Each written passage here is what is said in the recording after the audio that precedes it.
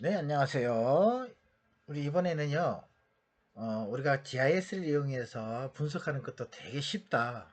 어떻게 하면은 금방금방 내가 원하는 것을 뽑아낼 수 있다. 이것을 보여드리기 위해서, 자, 부동산 거래된 데이터를 가지고, 거기에서 우리가 매출을 예측을 분석을 해볼 거예요. 그 중개 수수료가 얼마 나오는지 그 지역이.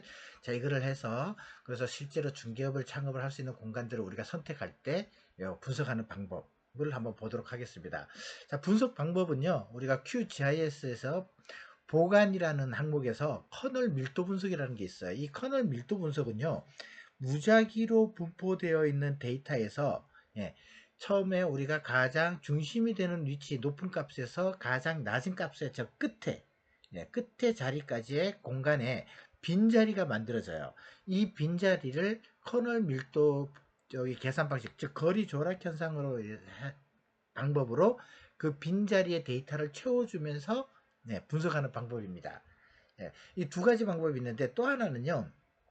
거리 가중 저기 보관법이라고 또 있어요. 거리 가중 IDW라고 하는 방식인데 이 방식은 가중치가 있어요. 그래서 보통 이거는 분석을 할 때는 그리드를 만들어서 그 속에 들어가 있는 데이터를 넣어서 뭐 거래 수나 그리고 매출 이 데이터가 차곡차곡 쌓이게끔 가중을 해서 하는 방법은 우리가 이제 거리 가중 보관법이라고 하고요. 요거는 무작위 지금 이제 데이터 보시면 알겠지만 무작위로 분포되어 있는 데이터를 밀도 분석하는 거예요. 그래서 레스터 지도 형태로 만들게 됩니다.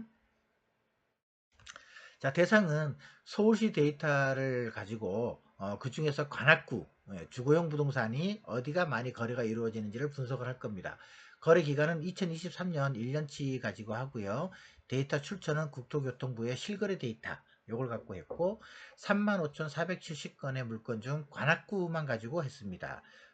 분석 방법은 커널 밀도 분석이고요. 자, 분석 순서는 1단계 첫 번째는 부동산 실거래 정보에서 데이터를 추출.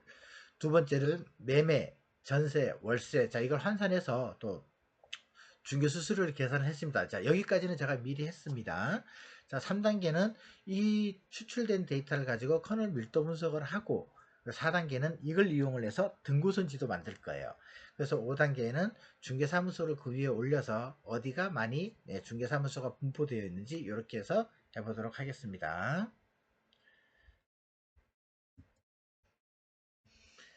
자, 이게 이제 그 데이터고요. 이게 실제로 이 데이터인데 한번 속성 테이블을 열어서 보면 자, 이렇게 거래 유형이라든가 금액이 있죠. 그래서 아파트고요. 뭐 이렇게 쭉 여러 가지 단독 다가구 주택 그리고 이제 수수료 계산을 다 했습니다. 환산금 보증금을 계산해서 수수료까지 중개 수수료까지 계산을 했고 이거는 이제 좌표 X, Y 좌표예요.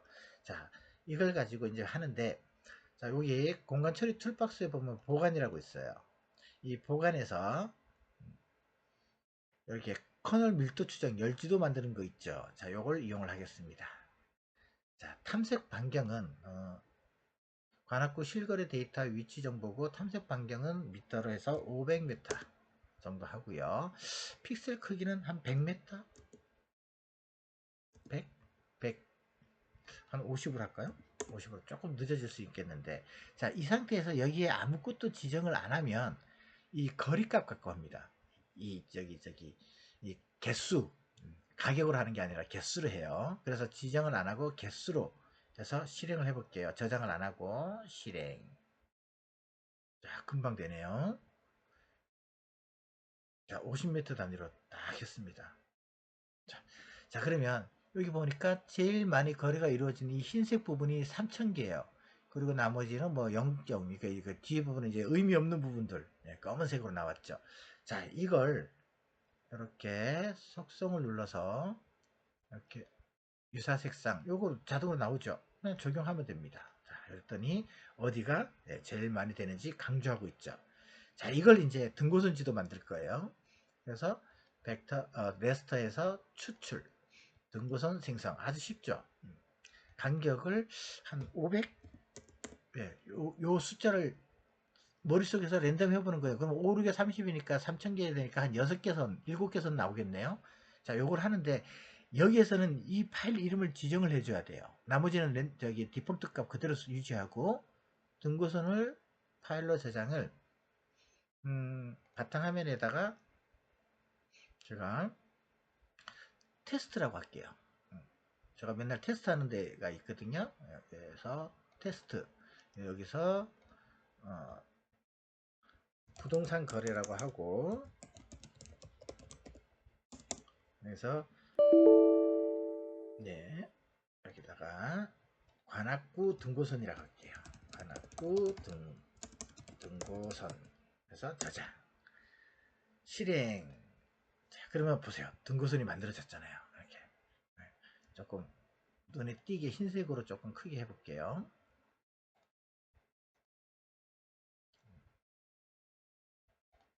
이거를 한 8, 0.8 정도 크기로 적용. 자, 그렇게 나왔잖아요.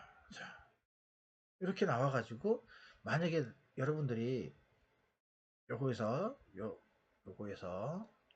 등고선에서 이 속성 테이블을 열어보면 이렇게 나와 있는데, 나는 여기에서 뭐 숫자를 바꿔볼 수도 있어요. 1000개 이상 거래된 거. 그래서 요걸 눌러서 요 계산기거든요.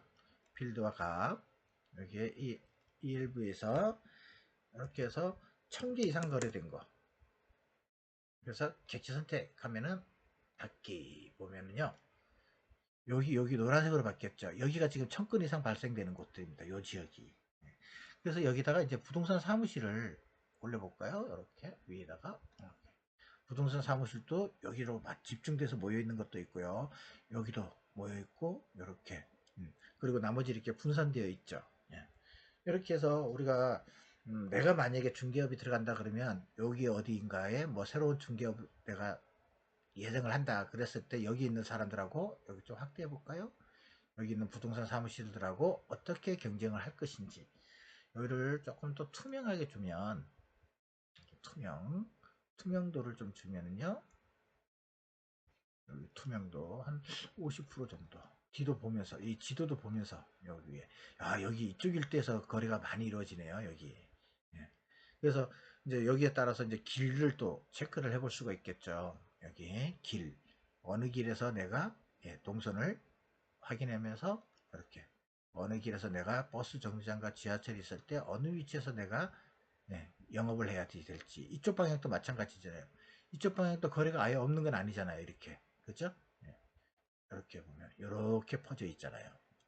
여기는 뭐 임대료가 비싸겠죠? 그러면 조금 상대적으로 저렴한데 이렇게도 찾아 들어갈 수도 있게 되는 겁니다.